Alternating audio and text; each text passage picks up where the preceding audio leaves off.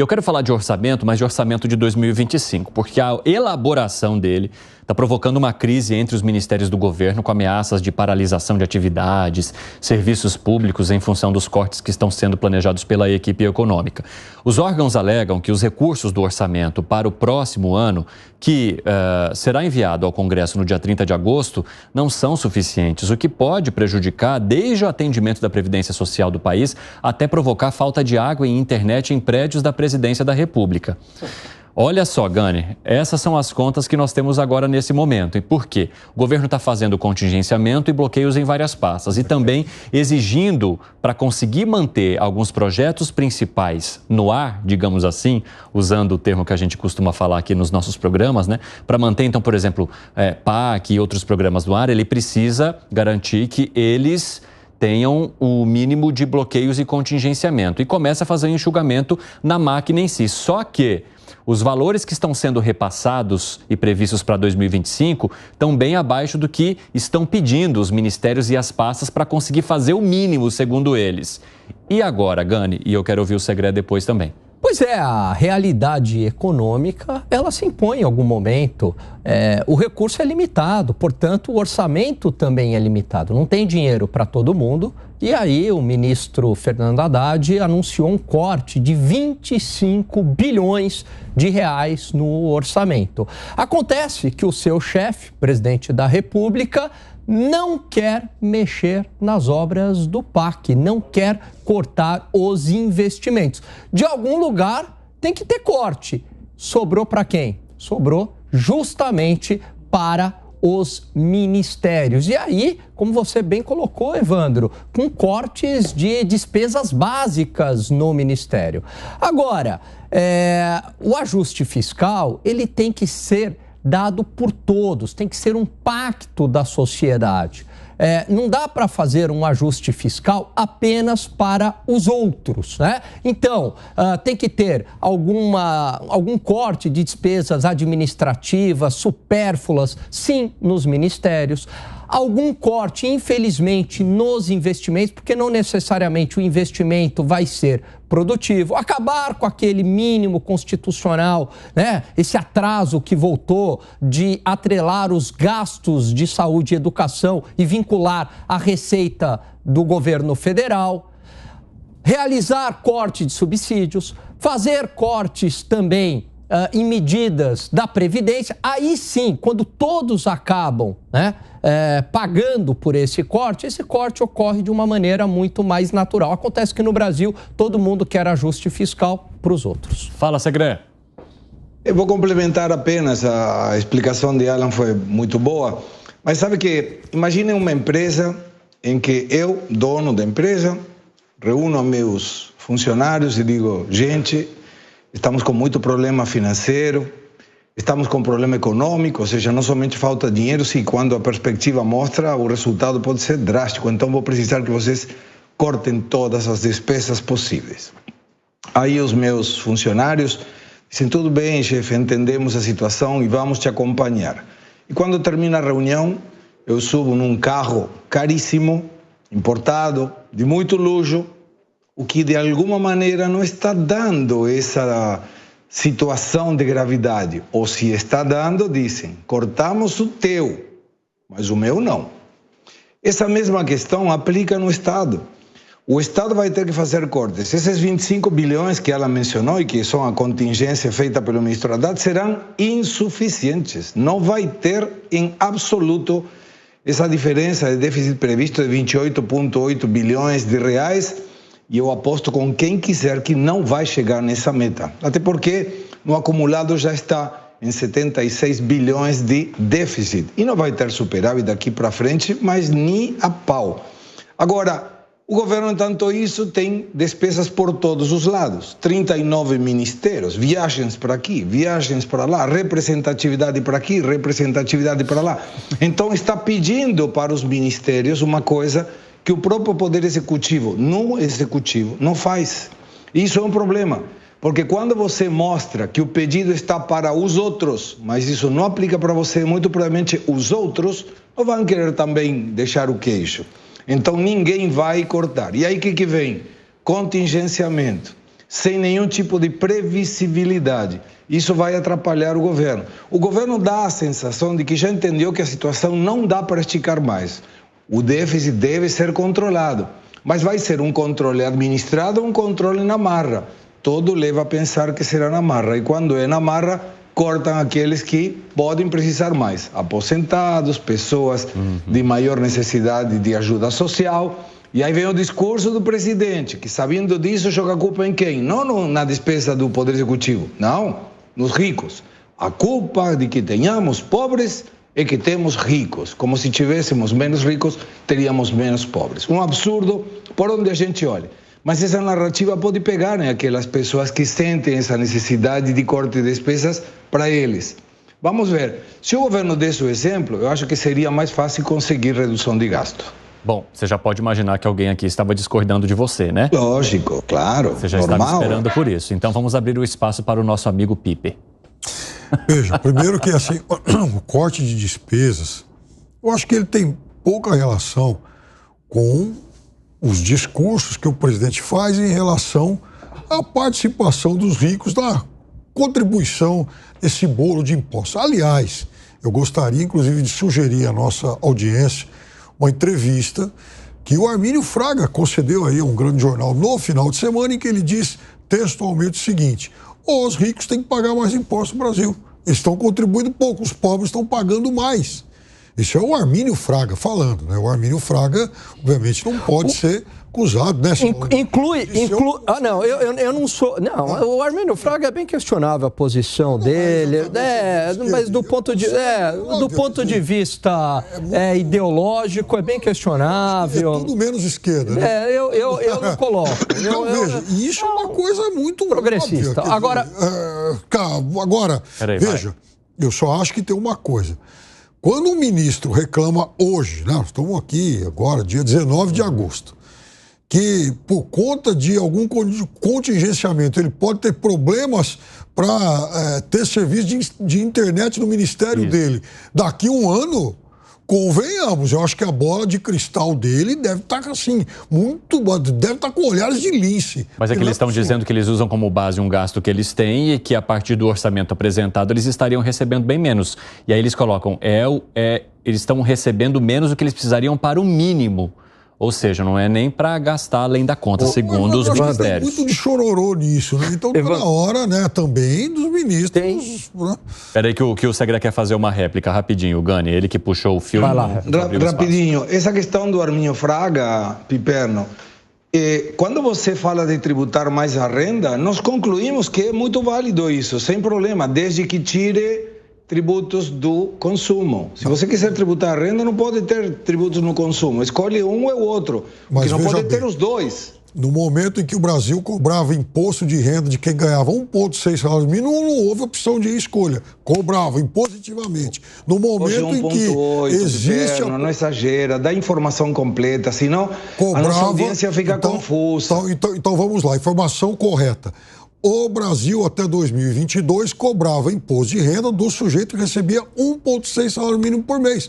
Essa é a informação correta. Né? E hoje cobra de 1,8. Não, hoje de 2, mudou. Não é o ideal, mas já vai melhorando. Então, é uma faixa de renda de mais R$ 900. O nível de isenção aumentou.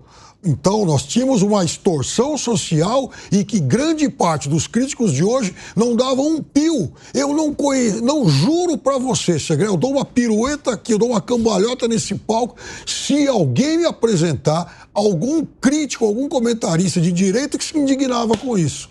Nenhum. Me apontem um, por favor. Com excesso de subsídios?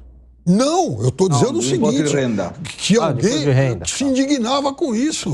Eu não vi nenhuma manifestação. E olha que eu leio um bocado de coisa todo dia. Bom, vamos lá. As opiniões de direita. Bom, primeiro em relação ao Armínio Fraga, ele fez o L, né? Então, assim, direita mais conservadora ou mesmo liberal, tenho certeza que não votou no Lula, né? No máximo, anulou o seu voto. Também, essa direita que defende mais taxação, também não coloco aí no pacote da direita. Então eu discordo do Piperno, que o Armínio Fraga, essa super direita, não acho. Não estou dizendo que ele é uma super direita, estou dizendo que ele é um economista liberal. Eu acho que o Paulo Guedes é um economista liberal. Mas vamos lá, em relação a essa ideia de que os ricos devem pagar mais impostos, a gente sempre coloca os ricos aqui como se fosse a elite empresarial do Brasil, que de fato produz e que de fato tem muito subsídio, mas de alguma forma entrega para a sociedade. Agora, a gente esquece da elite do funcionalismo público, onde está a elite política do país, os ministros, ministro Supremo, parlamentares, membros do Ministério Público, do TCU, da AGU. Essa elite ganha muito dinheiro, né? E aí, como é que fica? E o corte de gastos, que é a mesma coisa de falar cobrar mais impostos deles. E o corte de gastos para este pessoal? Como é que fica? Porque o empresário que produz é demonizado nesse país. Não. E a elite é demonizado, sim, senhor. Todo o discurso... Você pega o discurso do presidente, é assim, esse mercado que quer tirar, não quer fazer investimento social para os pobres, o mercado é sempre um mercado demonizado. O mercado demonizado. Não. Aqui há setores que, de fato, são muito privilegiados. Agora, não se fala...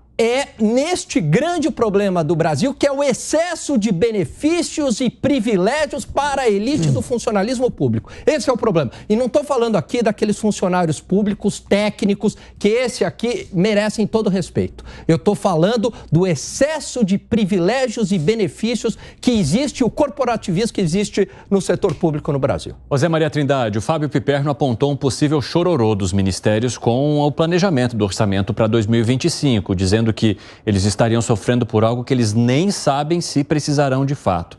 Você que está muito inserido aí nesse meio e lida muito, né, com essas autoridades, com os ministérios, o que você acha desse movimento que está acontecendo em todos praticamente? Porque todos estão batendo na porta do planejamento e da Fazenda para dizer, viu, cadê o dinheiro que estava aqui? Eu já chamei os ministros aqui de carpideiras oficiais do Planalto Central do país. Eles são chorões profissionais. A história é a seguinte, eu me lembro de vários ministros aqui que se notabilizaram. O Gilberto Gil, quando era ministro da Cultura, desconcertava o presidente dizendo que precisava mais dinheiro. É a função do ministro, né? De puxar mais dinheiro. Aqui se usa para puxar a brasa para a sua sardinha. Essa é a realidade. E no orçamento mais apertado, aí sobra muito pouco para gastar. O negócio do ministro é gastar. O ex-ministro da Saúde me disse que 85% mais do dinheiro da educação vai para pagar salários. 85%. Veja bem. Então sobra muito pouco para o ministro reformar a escola ali, fazer outra escolinha acolá, o que dá dividendos políticos, né? E também uma oportunidade das empreiteiras trabalharem, né?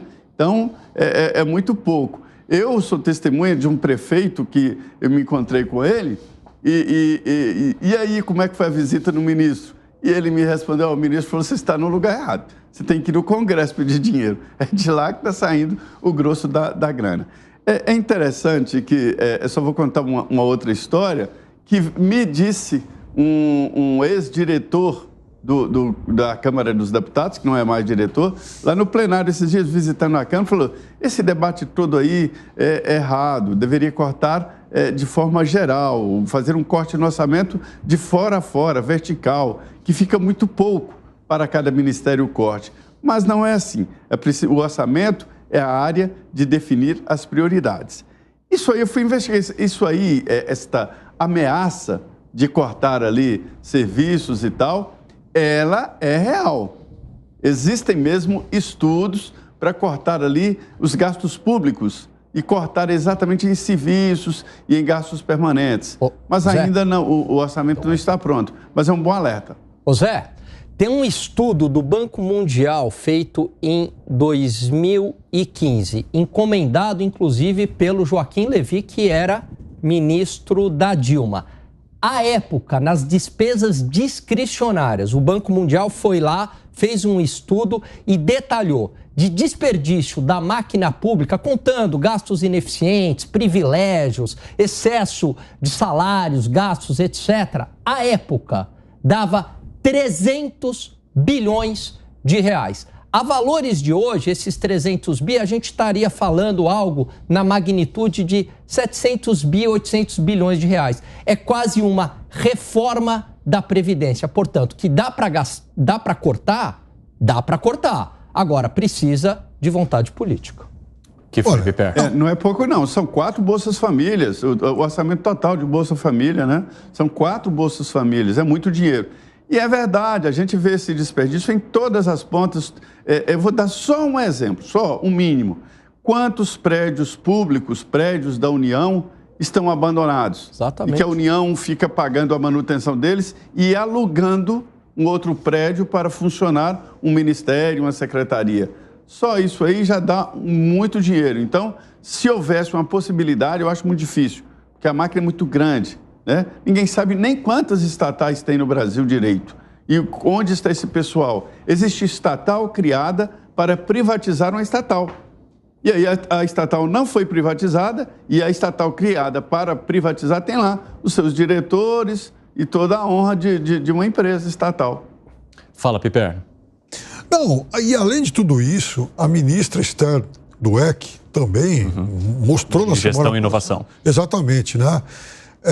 Dados sobre, informações sobre o plano de reforma administrativa que vai ser entregue agora ao Congresso. Então, também isso vai de alguma forma impactar a despesa. Então, veja, muita coisa vai acontecer nos próximos tempos para o ministro começar a chorar hoje. É claro que talvez ele não tenha, né, o mesmo bolo, a mesma bolada de recursos que ele tem agora.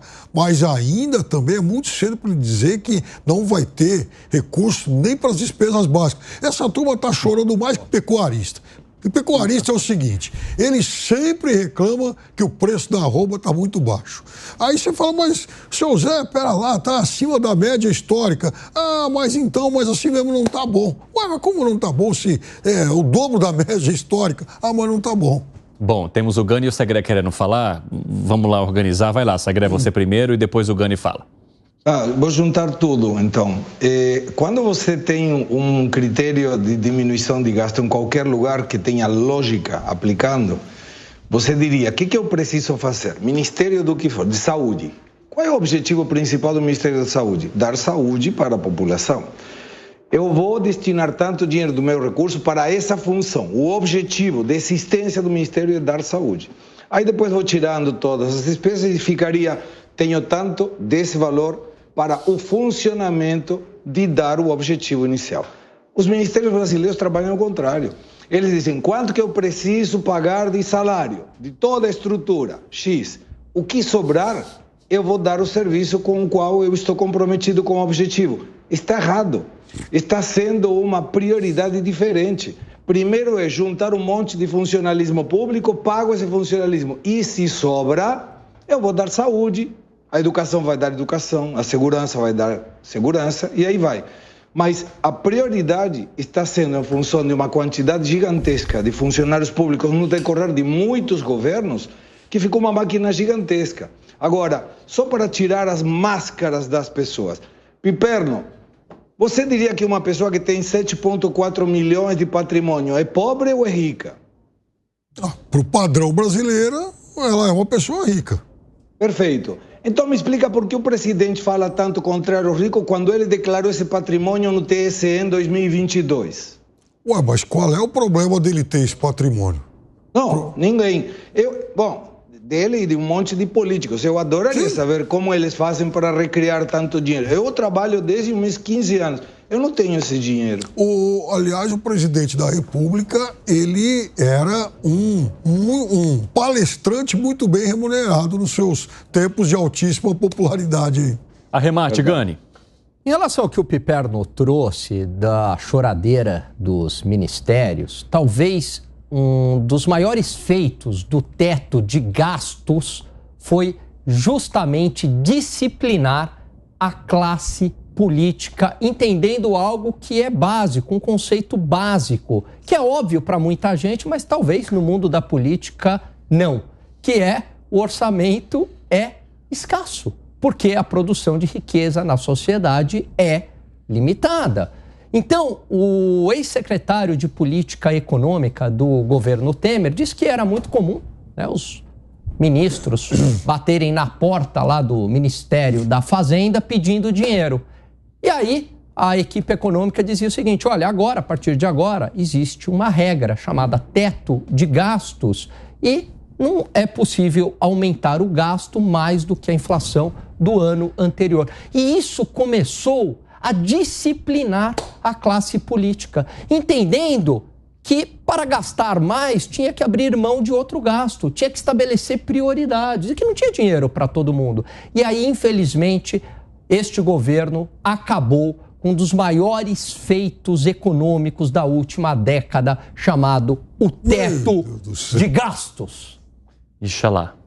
Ele vai começar agora. Essa você tomou, hein? Vai começar a fazer as Eu vozes. quero saber o seguinte, qual foi, o feito econômico dos tempos aqui? Eu não vi nenhum. A dívida pública reduziu, entregou o país com déficit primário. Não reduziu a dívida pública? Agora que está aumentando. Vamos lá falar de desoneração. Tirando o efeito da pandemia. Não, mas quando herdou da Dilma, melhorou as contas públicas. Tanto é que o mercado reagiu, dólar caiu, juros futuros. Por sinal, falando em mercado, hoje, recorde na Bolsa. Só recompôs, Piperno, custo de oportunidade. Recorde é recorde. Que andou de lado. Eu não sei. Recorde é recorde. Desde o pré-pandemia, subiu 13% a Bolsa. No período, 4 anos e meio, 13%. Quando o presidente Lula assumiu, a Bolsa estava em 109 mil pontos. Hoje, em quase 136. Ou seja, a Bolsa, do primeiro dia do Lula até agora, ela subiu 24%. Então, vou te dar um dado.